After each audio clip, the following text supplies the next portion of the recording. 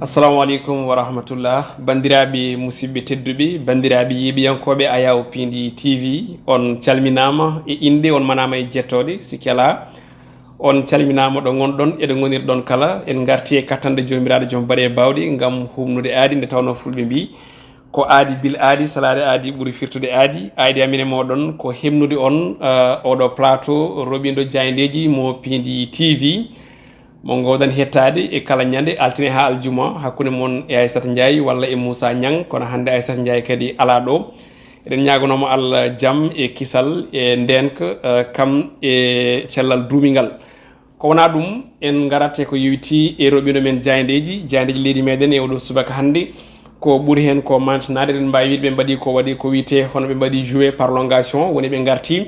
e seppoji ɗi ganduɗa ɗi koko juɓɓinano ɗo ñande aljuma ɓennuɗo ɗo jahandeji kewɗi kadi garti hen e miijoji kono kadi e limore hani e nangaɓe hen ɓe ko ɗum woni hande ko jahandeji meɗen ɗi dawri e oɗo subaka puɗɗortoɗen ko jayande enquête no jirɗon ni nden noon jayande wayno wi ko maintien de l'ordre on ɗon manifestation mo ganduɗa waɗi ñande aljuma ɓennuɗo ɗo o ɓe kolliti ko leydi men Sénégal di e oɗo saaha hande walla mbiyene on ɗon ñande aljuma ina wondi e kulhuli ina wonduno e kaya mbeya ɓe garti ni e limore ɓe kolliti ko 16 fittandu woni ko wasa tuggude e mars 2021 nangui juin 2022 on ɗon tuma noon ɓe mbi tawi rewɗa ɗon ko manifestation ɓe ganduɗa kañumen goni hakkude opposition et pouvoir e on ɗon tuma noon ɓe mbi tan foof noon ko caggal nde police leydi meɗen Sénégal ƴetti waɗi réprimé ɓen ɗon manifestation ko ɗum noon woni ko yiya nden limore 16 neɗɗo kawrude hen e ladial ha yetti manam tuggude lewru mars 2021 ha woni lewru juin 2022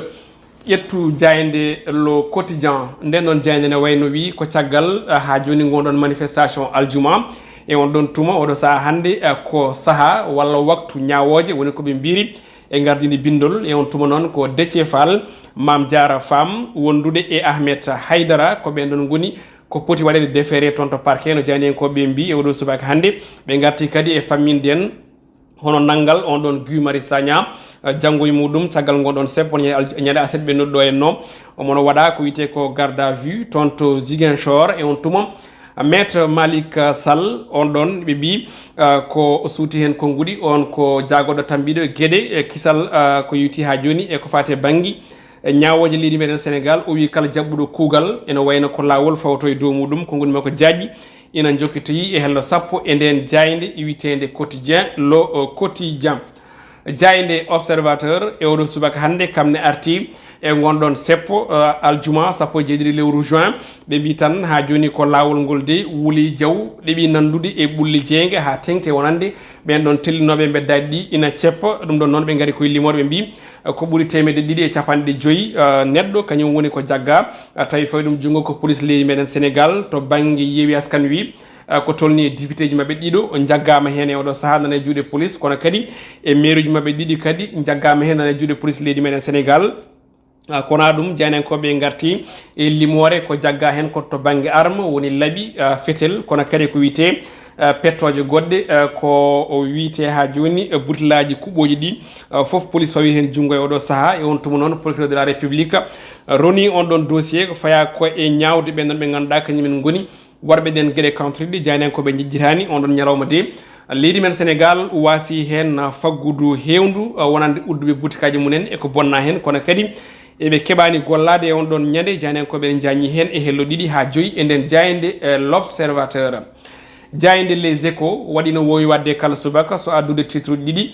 titre gadano ko ɗin seppoji ɓe nangaɓe hen e ko yewiti tawi nanguiɓe hen ɓe nanguira ko wiyete hono trouble à l'ordre public caggal nde gonɗon seppo yamiraka ɗo nder leydi men Sénégal Bamba walla Déthié Fall e wondi muɗum ma mbaɗe déféré to parquet oɗo ñalawma hande no jaynenkoɓe les échos ɓe mbiri kono kadi Amnesty International sengo Sénégal kañum ñingi tan ko won kawuji torture woni lebte jiya e ɗe nangal ɓen ɗon ɓe ganduɗa kañumen goni hono opposition hani sukaɓe heɓe jagguede gonɗon seppo ko wona ɗum titre goɗɗo ko gonka leydi men Sénégal jayniyankoɓe garti e konngudi Serigne Moustapha Sy tumɗo Abdou Diouf kañum woni caggal maw leydi ndi Macky Sall e wiide makko noon ko fay arde kanko e hoore makko mo tello e boli wuro lamorgo ngo walla ni eto wawi wonde kala ngam hollirde mette makko saabu e wiide makko kanko de o hulani yaade e dumbirdu woni kaso kono kadi o hulani hollirde mette makko e kala e saaha ɗum woni ko haali oɗo saaha kanko Serigne Moustapha Sy konngol makko ɗen jaaji e hello nayyi e nden jayde les échos jayde vox populi ene wayno e oɗo subaka kañum ne ari koye konnguɗi omo ganduɗa kam woni biyete Abdoulaye Bathily ɓe garti e hollirde wonde darde makko e to banggue liberté woni wellitare o wi ko ɓeɗo sukaɓe de ɓe ganduɗa ko jeunesse hande o inana daari lang gam haɓade laamu wongu ɗo ngu tawi ɓe kaɓoto koye moyen mabɓe ɗiɓe jogui woni tan o wi gonka ɓeɗo sukaɓe ina nandi e saaha nden o e wiide makko ko Abdoulaye Bathily omo yañi hen e hello tati enen jayde vox populi kona ɗum e nder ndeɗon jayde vox populi keddotoɗen ha joni Guy Marius Sagna ene wayno caggal nde jagga e oɗo saha hande omono waɗa ko wiyete ko hono garde à vue toon to Ziguinchor goɗɗum ko tawate hen ɓe mbi ko alerte rouge windere nde wondi e oɗo saha tente Sénégal ɓe mbi ɗo e 2035 hitande ujunaji ɗe capantati e joyyi toɓoji ma gusto kono kadi nguleki ma ɓeyde no fewi ɗin ko nguɗi jajine tawe e hello jeeɗiɗi e nden jayinde witende vox populi jayinde las quotidien mayen taw toon konguɗi omo ganduɗa kam woni hono biyeteɗo Abdoulaye Bathily ɓe mbi tan ko Abdoulaye Bathily de arti e kulhuli ɗi jogui to banggue liberté yimɓeɓe kono kadi e alternance politique hani e haare gam ko wiyete ko démocratie woni potal leydi ndi kanko Abdoulaye Bathily noon ɓe mbi tan ko waɗi exposé dendagal mémoire makko on ɗon vieux combattant no ɓe mbiri jaynankoɓe ɓe jañi hen e hello mumen jeegom e nde jayde las quotidien jayde libération ene wayno kañum ari e fannu goɗɗo ɓe gari ko manam ko hoɓe noddiri hono délinquance financière woni tan yimɓe jooɗiɓe ene mbaɗa gueɗe kantoriɗe to banggue copreje ene ñama ɗum tawi ngol lawol noon ɓe mbi ko on ɗon jooɗino ko toon to leydi Maroc ina waɗa commandé ina wawa siɓade ngaluji ɓe mbi tan on ɗon mafia tolnima e 750 million e kalis meɗen CFA moɓe ciiɓi e nder banque biteɗo Coris banque on ɗon wiyete ko Soumano Karamba ko directeur mo groupe Barco International Sarl ɓe mbi tan o heeɓi ni hettere tawi hettima ko dik woni dadiɓe leydi men Sénégal ɓe garti holtan no waɗi toon to Maroc kan Christophe Cheban Chimel no waɗi tan haw wawi ha joni heɓde nden copreje foof ene yañi hen oɗo saaha noon ene yiile oɗo débatji biteɗo hono Hawa Sile Ndiaye tawi kam woni directrice gollorde witede IC investissement omo yiile oɗo saaha tawi ko police leydi men Sénégal yiilotoma woni ko jaynenkoɓe pamminen e oɗo subaka jayde gendire nde Le Soleil kañum ari koye ñeñal woni ɓe ganduɗa kañumen goni artisanat leydi men Sénégal sinkoɓe ena cuuɗa e kala e saaha ɓe mbi tan de ko ɗum talent mo ganduɗa woni tan ko mbawka mantaninka woni ko yiya e ɓen ɗon sinkoɓe woni desinoɓe to banggue tableau d'art kono kadi e yaruɓe to banggue ñeñal hani e cinkal kam e cuɗgol wonande ndin ɗon leydi men Sénégal ɓe mbi ko ɓen ɗon ina mbaɗa gueɗe mantiniɗe e fanno jaynenkoɓe enen jañi hen e hello nayyi e hello sappo e nayyi e sappo e joyyi e nden jayne guendire Le Soleil jayde Stade Quotidien ko ɗon guddirten roɓine men jaydeji hono kala subaka jaynenkoɓe no jirɗon ni ene wayno mbaɗi ko natal Sadio Mané Aliou Cissé wondude Edouard Mendy ɓe mbi tan ko CAF Awards 2022 on ɗon date jaggama happu o ko nogas go lewru juillet en ɗe hitade toon to dowla Maroc leydi men Sénégal noon ɓe mbi ko heeɓima tan gam ɓaftude foof hollirde noon wonde ko meilleur joueur africaine jogori hebde ɗum ko Sadio Mané o ƴetta on ballon d'or kono ko wiyete CAF Awards nden noon maw hepto ko wiyete ko El Hadji Diouf woni mo waɗa ɗum égalé to banggue record mo joguino double ballon d'or 2001 2002 e on tuma noon Sadio Mané ne ɗamina ma ƴettu oɗo ballon d'or hono ko yewti e CAF Awards woni ballon d'or africaine kono ɗum ɓe mbi ko Aliou Cissé ene gasa nde ɗo hitande kanko ɗon ƴetta meilleur entraîneur kono ɗum to banggue Edouard Mendy ɓe mbi ko on go tan ɓuuri matinade to banggue kawɗi woni meilleur gardien de but kono kadi ɓe mbaɗi ko namdal holno ballon d'or 2021 hol jogorɗo hebde ɗum woni ko jaynenkoɓe pamminen saabu ɗum yuɓɓinono ko sababude boros covid 19 capitaine kippoguendeji leydi Sénégal mbo Naples Kalidou Koulibaly ne tawi hen caggal nde o ɓatti signinde contrat makko toon to FC Barcelone ko ɗon Juventus ari waɗi bloqué Kalidou Koulibaly ɗum woni ko jaynenkoɓe ɓe mbi ko la voie royale pour le Barça waɗama bloqué pour Kalidou Koulibaly kono ɗum supporter uji Paris Saint-Germain e Zinedine Zidane mbawa rendude yidde e saha goto woni ko janankoɓe pamminen saabu ne wayno Zinedine Zidane sifata contrat mum wonande keblinowo kippu Paris Saint-Germain e oɗo e ndeɗo hitande gonɗen woni ko janankoɓe pamminen fof ina yaaji e hello jeetata e nde jayde e stade quotidien kono ɗum visite médical e oɗo talata wonande toon to Bayern on woni Sadio Mané ɓe kolliti wonde ko Sadio Mané de gummugol makko toon to Liverpool ina addi sunare kono kadi e mette wonande e yirɓe on ɗon club tawi noon mette ɗe paayi koye dirigeant ji on ɗon club ɓe mbi koɓe potani accude Sadio Mané ina wayno ina yaaha toon to club goɗɗo ɓen jayden koɓe woni ko jañi hen e oɗo subaka ɗum noon ko ɗum ɗo woni ko uddiroɓene men jayndeji e oɗo subaka no gowɗen wadde kala subaka ko arde toɓɓere nde cuɓiɗen e subaka hande o noon ko fait divers walla ni ko fitina mo ganduɗa yiyama e nder hono arène national walla yiyama e nder sippiro leydi men Sénégal